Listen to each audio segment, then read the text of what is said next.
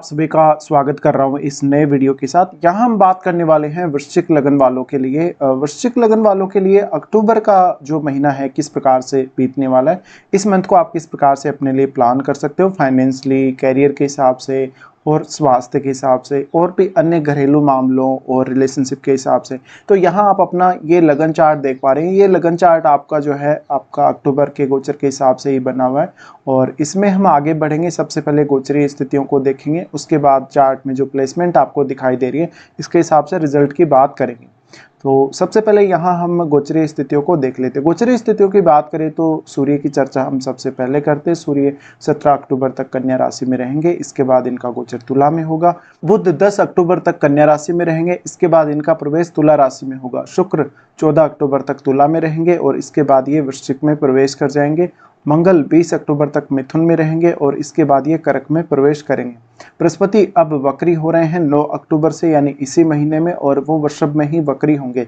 शनि अभी वक्री होकर कुंभ में गोचर कर रहे हैं। चंद्रमा 1 अक्टूबर को आपको कन्या में देखने को मिलेंगे। राहु मीन राशि में और केतु कन्या राशि में आपको देखने को मिलेंगे। फिलहाल राहु और केतु के गोचर में कोई भी चेंज नहीं होने वाला है। तो यहाँ पे अब हम देख लेते हैं आपको जो परिणाम है वो किस प्रकार से मिलने वाला है, आपकी जो चार्ट में प्लेसमेंट है उस हिसाब से। और यहाँ पे अगर हम देखेंगे तो सबसे पहले हम लग्न से स्टार्ट करते हैं। लग्न आपके मंगल हैं और मंगल इस मंथ के स्टार्टिंग में आपको आपके 8वें भाव में देखने को मिलेंगे, जहाँ वो मिथुन राशि में रहेंगे। मिथुन राशि में रहते हुए मंगल का बहुत ही अलग अलग प्रकार का आपको प्रभाव देखने को मिलेगा। लगभग 20 अक्टूबर तक मंगल की स्थिति आपके 8वें भाव में रहेगी, जहां आपको हेल्थ को लेकर थोड़ा सा खतरा रहने की संभावना है, अगर आपके 8वें भाव में कोई भी अन्य क्रूर ग्रह अगर बैठा है तो। इसके साथ ही यहाँ मंगल का स्थित होना बताता है कि आपकी वाणी पर काफ़ी नकारात्मक प्रभाव पड़ सकता है। आपका अगर हायर एजुकेशन है, आप कोई रिसर्च, कोई साइंटिफिक काम कर रहे हैं, तो आपके लिए बहुत ज़्यादा अच्छा रहेगा। आपके रिलेशनशिप के लिए अच्छा नहीं रहेगा, क्योंकि यहाँ ये ससुराल पक्ष के हाउस में है, तो उनसे लगातार मतभेद हो सकते हैं और उनसे आपकी कोई मैटर को लेके कहासुनी हो सकती है। मंगल का यहाँ होना आपके विचारों को काफ़ी गहराई देगा। ये मिथुन राशि है, मिथुन राशि होने की वजह से किसी भी पर्टिकुलर टॉपिक पे बोलने के लिए आपके पास बहुत सारे विचार अवेलेबल होंगे। यहाँ अगर देखा जाए तो फिर मंगल छठे घर के स्वामी होते हुए यहाँ पर आप जो भी रणनीति बनाएंगे अपने किसी भी काम को करने के लिए, वो काफ़ी ज़्यादा सेक्रेट हो सकती है। अगर आपका कोई लीगल मैटर चल रहा है, कोई मुकदमा वगैरह चल रहा है, या कोई किसी से आपका विवाद हो गया, कोई डिस्प्यूट हो गया, या कोई अन्य ऐसा मैटर हो गया जहाँ पर आपको किसी से कोई कहासुनी हो गई, तो ऐसे मामलों में मंगल आपको सपोर्ट करेंगे। जो भी आप रणनीति बना रहे हैं लेकिन उसके अगेंस्ट, उसको आपको किसी के साथ शेयर नहीं करना चाहिए और काफ़ी सेक्रेट तरीके से आपको यहाँ काम करना चाहिए। अब मंगल यहाँ पे 8वें भाव में है, तो निश्चित रूप से ही आपको काफ़ी ज़्यादा गहराई से किसी भी मैटर की जांच पड़ताल करने के लिए प्रेरित कर सकते हैं। फिर मंगल की यहाँ से जो दृष्टि है वो आपके 11वें भाव पे रहेगी। 11वें भाव पे दृष्टि रहेगी तो ऐसा मंगल आपको आपकी इच्छाओं को पूर्ण करने के लिए काफ़ी तेज़ी से प्रेरित करेगा, धन संपत्ति के लाभ के लिए प्रेरित करेगा, आपके नेटवर्क में विस्तार लाएगा और आप काफ़ी नए नए लोगों से जुड़ेंगे। मंगल की यहाँ दृष्टि होने की वजह से अक्सर आप धन संपत्ति को लेकर थोड़े ज़्यादा चिंतित नजर आ सकते हैं और वो सब आप अचीव भी करेंगे। मंगल की दृष्टि वाणी स्थान पर रहेगी, तो वाणी स्थान के लिए ये उतना अच्छा नहीं है। यहाँ पर फैमिली के साथ किसी बात को लेकर डिस्प्यूट होना, फैमिली के साथ कोई ईगो इश्यूज, और कहीं ना कहीं जो फैमिली के साथ जो खर्चे को लेके या इनकम को लेके जो डिस्प्यूट है उनके होने की संभावना, और आपके व्यवहार में भी काफ़ी बड़ा बदलाव आ सकता है। फिर यहाँ तीसरे भाव पर मंगल की दृष्टि पड़ेगी। यहाँ से मंगल की दृष्टि जो तीसरे भाव पर पड़ेगी, मंगल आपको काफ़ी ऊर्जा प्रोवाइड करेंगे। वैसे भी आप काफ़ी ऊर्जावान हैं, लेकिन फिर भी आपको मंगल यहाँ काफ़ी आक्रामक बना सकते हैं, काफ़ी साहसी बना सकते हैं। आप किसी भी काम को काफ़ी तेज़ी से करना पसंद करेंगे। ऐसे में आपसे कुछ बड़ी गलती होने की भी संभावना उतनी ही ज़्यादा रहेगी। फिर मंगल यहाँ से अपना राशि बदलेंगे और 20 तारीख के बाद में आपकी कर्क राशि में वो प्रवेश करेंगे, भाग्य स्थान पे, जहाँ पे अब मंगल नीच की स्थिति में आ जाएंगे। नीच की स्थिति में होते हुए कहीं ना कहीं मंगल की ये जो स्थिति बन रही है, आपको अचानक से कोई लंबी दूरी की यात्रा करा सकता है। जो भी यात्राएं आप करेंगे उनसे कोई आपको विशेष फायदा नहीं होगा। आपकी विदेश यात्रा हो सकती है, कोई बहुत बड़ी या लंबी दूरी की यात्रा हो सकती है जो किसी अदर स्टेट वगैरह में हो सकती है। मंगल के यहाँ होना आपको काफ़ी ज़्यादा ऊर्जावान बनाएगा, लेकिन जो ऊर्जा आपको मिलेगी एक्चुअल में नीच के मंगल से, वो काफ़ी ज़्यादा नकारात्मक ऊर्जा हो सकती है।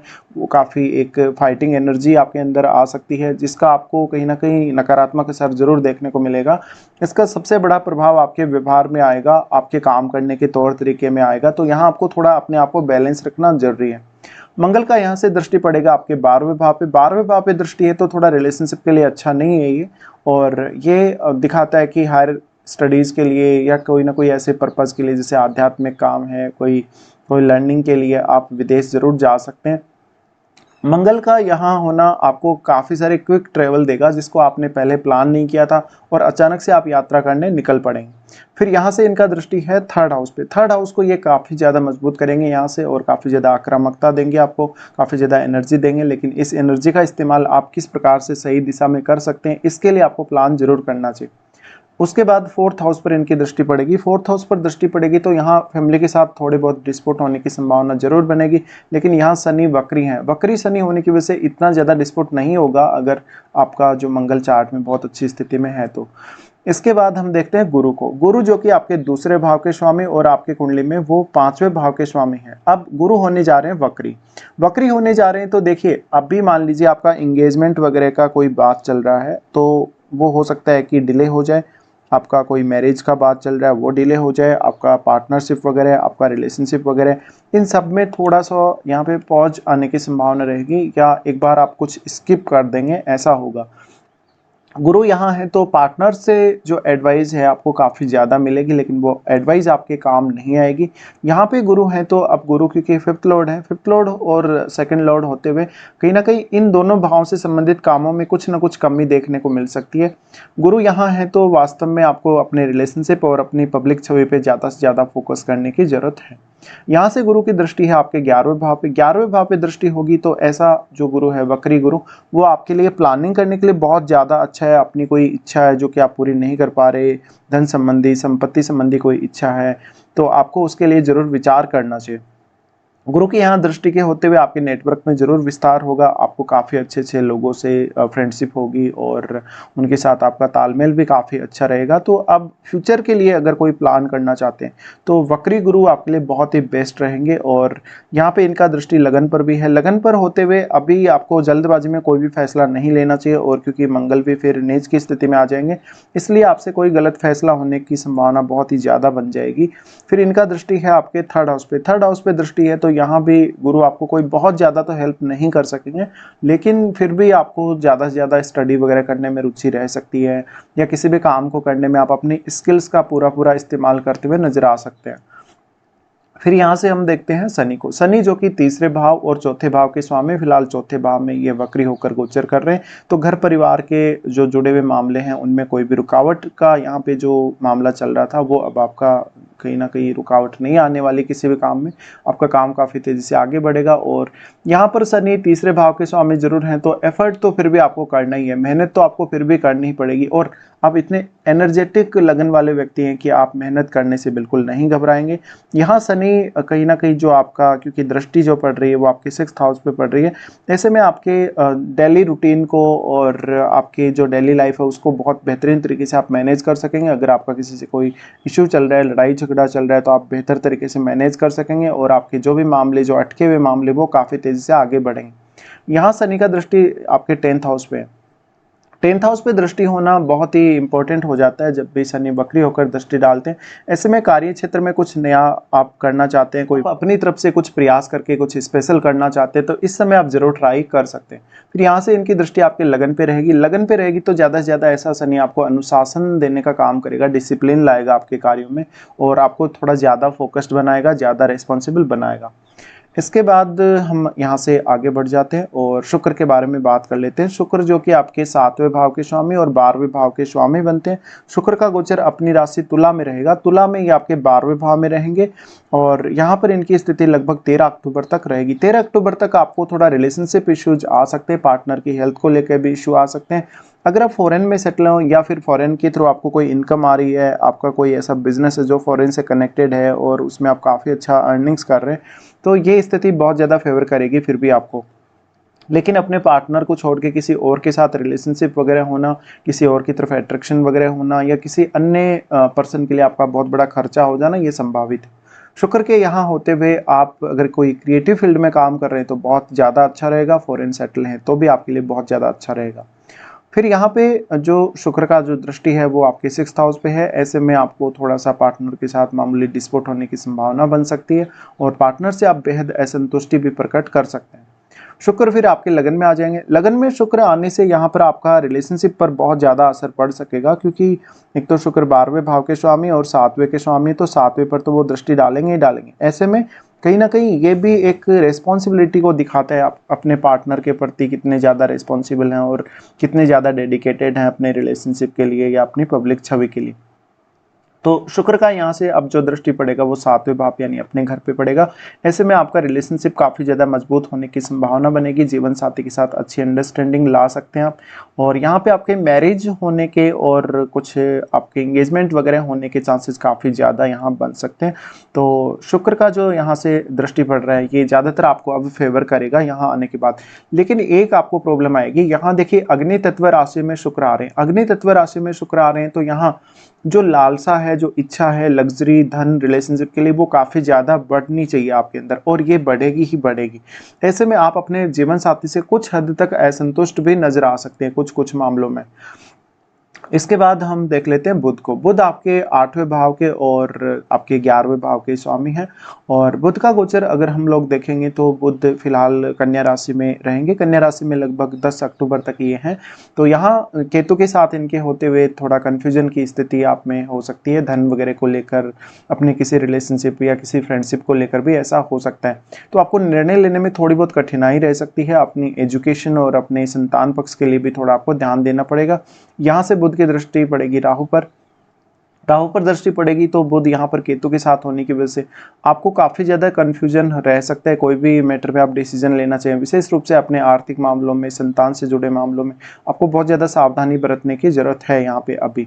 उसके बाद बुध यहाँ से राशि परिवर्तन कर लेंगे, आपके 12वें भाव में चले जाएंगे तुला राशि में, जहाँ पर अब तुला राशि में जाने के बाद आपके लिए कुछ हद तक अच्छी स्थिति क्रिएट होगी। हालांकि धन का खर्चा या कोई बहुत बड़ा खर्चा आपका फिर भी हो सकता है, बट ये स्थिति कहीं ना कहीं आपको रिसर्च वगैरह में, विदेश जाने में या अकल्ट के पर्पज से विदेश यात्रा करने में मदद कर सकती है।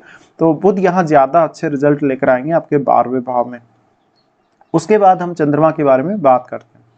चंद्रमा आपके 9th लॉर्ड है, और 9th लॉर्ड होकर चंद्रमा की जो स्थिति बनेगी, स्टार्टिंग में लगभग वो कन्या राशि में रहेंगे। कन्या राशि में इनका जो युति है स्टार्टिंग में केतु के साथ बनेगा। यहाँ कोई अचानक से आपके ऊपर मानसिक रूप से परेशानी होना, कोई बहुत बड़ा बर्डन आ जाना या आपको कोई विशेष दिक्कत हो जाना, ये संभावित है। यहाँ पर चंद्रमा के साथ केतु हैं तो आपको काफ़ी ज़्यादा कन्फ्यूजन की स्थिति, या आपका कोई फ्रेंड है वो आपको धोखा दे दे, ऐसी स्थिति बन सकती है। यहाँ पर अब चंद्रमा फिर यहाँ से राशि परिवर्तन करेंगे, और राशि परिवर्तन करके वो आपके 12वें भाव में जाएंगे। 12वें भाव में जाने से ये हाईली क्रिएटिव बनाता है चंद्रमा यहाँ, क्योंकि शुक्र के घर में स्थित होंगे, इसलिए धन के खर्चे और रिलेशनशिप पर बहुत ज़्यादा असर पड़ेगा, और हो सकता है कि आप अपने रिलेशनशिप के लिए थोड़ा ज़्यादा इमोशनल नज़र आ सकते हैं यहाँ चंद्रमा के जाने से। तो चंद्रमा की ये स्थिति है वो आपके लिए थोड़ी ज़्यादा फेवरेबल नज़र आ सकती है, और यहाँ से आप अपने रूटीन को भी काफ़ी अच्छे से मैनेज कर सकेंगे। चंद्रमा की दृष्टि आपके 6th हाउस पे पड़ेगी। चंद्रमा आपके फिर लगन में स्थित होंगे। ये लगभग 5-6 तारीख के आसपास की स्थिति रहेगी, जहाँ पर आप थोड़ा स्ट्रेस फील कर सकेंगे। यहाँ क्योंकि नीच की स्थिति में चंद्रमा होंगे, ऐसे में आपको किसी भी काम को करने में थोड़ी परेशानी हो सकती है, निर्णय वगैरह लेने में आपको थोड़ी देरी हो सकती है। फिर चंद्रमा आपके धनु राशि में आपके दूसरे भाव में प्रवेश करेंगे, जहां पर वो धनु राशि में अपने मित्र के घर में, बृहस्पति के घर में स्थित होंगे। यहाँ चंद्रमा की स्थिति आपको काफ़ी फेवर करेगी। फैमिली के साथ कोई लॉन्ग डिस्टेंस टूर करना चाहते हैं, फैमिली के साथ कहीं घूमना फिरना चाहते हैं तो आप ट्रेवल कर सकते हैं। फिर हम देख लेते हैं यहाँ सूर्य को। सूर्य जो कि आपके 10th लॉर्ड है, 10th लॉर्ड होकर सूर्य की स्थिति इस मंथ में काफ़ी इंपॉर्टेंट रहने वाली है आप लोगों के लिए। सूर्य यहाँ 10th लॉर्ड होकर आपके 11वें भाव में जरूर स्थित होंगे, लेकिन वो अभी केतु के साथ स्थित होंगे। केतु के साथ इनकी स्थिति है तो 17 अक्टूबर तक आपको थोड़ा सावधानी रखनी है। आपसे कोई गलत निर्णय हो जाए आपके करियर से रिलेटेड, या आपके किसी भी अदर जो काम है आपका, जैसे आपकी किसी बहुत रेपुटेड व्यक्ति से अगर पहचान है, या आपका जो नेटवर्क सर्कल है वो काफ़ी बड़ा है, तो आपको हर फैसला लगभग काफ़ी ज़्यादा सूझबूझ के साथ लेने के लिए देखना पड़ेगा। यहाँ पर अब सूर्य हैं तो निश्चित ही आप अपने नेटवर्क को अच्छे से मैनेज नहीं कर सकेंगे। काफ़ी ज़्यादा कन्फ्यूजन की स्थिति और कॉन्फिडेंस में थोड़ी बहुत यहाँ कमी जरूर आ सकती है। सूर्य की दृष्टि यहाँ से पड़ेगी आपके 5म भाव पे। 5म भाव में भी यहाँ कोई खास हेल्प यहाँ सूर्य नहीं कर सकेंगे, क्योंकि ऑलरेडी यहाँ राहु बैठे हैं, और उसके बाद सूर्य यहाँ से राशि परिवर्तन करके आपके 12वें भाव में जाएंगे, जहाँ पर वो नीच की स्थिति में होंगे। अब यहाँ नीच भंग नहीं होगा क्योंकि शुक्र आगे निकल चुके होंगे पहले ही। ऐसे में सूर्य का यहाँ होना कहीं ना कहीं, आप अगर फॉरेन में सेटल हैं अपने करियर को लेकर, विदेश यात्रा करना चाहते हैं या ऑलरेडी कर चुके हैं, आप विदेश में ही हैं, तो ज़्यादा फेवर करेगा यहाँ पर आपको सूर्य, और वो भी नीच का होने के बावजूद भी। तो ऐसे कंडीशन में सूर्य का यहाँ जाना हम फिर भी अच्छा मान सकते हैं। अगर आप फॉरेन में अपना करियर ढूंढ रहे हैं या अपना कोई जॉब वगैरह के लिए देख रहे हैं, और मान लो आपकी जॉब छूट गई है और नई जॉब आप तलाश रहे हैं, तो ऐसे में सूर्य आपकी काफ़ी ज़्यादा यहाँ मदद कर सकते हैं। फिर यहाँ से सूर्य आपकी डेली लाइफ पर बहुत बड़ा इम्पैक्ट डालेंगे, आप अपनी डेली लाइफ को काफ़ी अच्छे से मैनेज भी कर सकेंगे। तो ये कुल मिलाकर स्थिति रहेगी। अब हम देख लेते हैं कौन कौन से अच्छे दिन और कौन कौन से खराब दिन इस मंथ में आपको दिखाई दे सकते हैं। सबसे पहले अच्छे दिनों की बात करें तो 9, 10, 19, 20 और 24 से 28 तक ये दिन आपके लिए बहुत ज़्यादा बेहतरीन रहने वाले हैं। आपका कोई भी काम ऐसा जो नहीं बन पा रहा, जिसमें आपको काफ़ी ज़्यादा रुकावटें आ रही हैं, काफ़ी ज़्यादा परेशानियाँ आ रही हैं, उनको आप इन दिनों में ज़रूर प्लान करके चल सकते हो। आपके कामों में लगभग जो पॉजिटिविटी है काफ़ी ज़्यादा आएगी और आपके काम बनने की संभावना बहुत ज़्यादा बनेगी और आप इन दिनों में काफ़ी मोटिवेटेड रह सकेंगे। फिर बात करते हैं कौन कौन से खराब दिन आप लोगों के लिए आने वाले। खराब दिनों की बात करें तो चंद्रमा का गोचर जब मेष में होगा तो 17-18 को, ये आपके लिए बहुत स्ट्रेस वाला समय रहेगा। 17-18 को आपसे कोई किसी ने विवाद किया है, लड़ाई झगड़ा किया है, पैसे का लेन देन किया है, तो सावधानी बरतनी पड़ेगी आप लोगों को। चंद्रमा का गोचर जब मिथुन में होगा तो 21 से 23 तारीख तक ये आपके लिए स्ट्रेस का समय रहेगा। इस समय कोई भी डिसीजन लेते समय आपको थोड़ा ज़्यादा सोचना समझना या एनालिसिस करना पड़ सकता है। ये आपको काफ़ी ज़्यादा स्ट्रेस देगा 21 से 23 तक। तो आपको अपने काम के बर्डन से बचना चाहिए और काफ़ी रिलैक्स होकर काम करना पड़ेगा आप लोगों को। आर्थिक रूप से भी इन 3 दिनों में लगभग कोई बड़ा चेंज आ सकता है आपकी लाइफ में। चंद्रमा का गोचर जब तुला में होगा तो तुला में 4 और 5 को ये स्थिति बनेगी इनकी। तो तुला में आपको यहाँ पर देखना है कि आपके लिए कोई ऐसा आप गलत फैसला ना ले लें जो आपको आगे चलकर मुश्किल में डालें। हालांकि क्रिएटिविटी के मामले में यहाँ चंद्रमा बहुत ही ज़्यादा अच्छे रहेंगे क्योंकि तुला में रहेंगे और शुक्र की राशि में रहेंगे, तो यहाँ पे काफ़ी अच्छा रिजल्ट देंगे। बट आपको स्वास्थ्य हानि, कोई बहुत बड़ा खर्चा होना और खुद के लिए कोई बहुत बड़ी परेशानी यहाँ पर आ सकती है। तो ये कुछ खराब दिन आप लोगों के लिए रहने वाले हैं। तो फिलहाल हम पूरा डिस्कशन यहाँ कर चुके हैं। आपको वीडियो देखने के लिए धन्यवाद।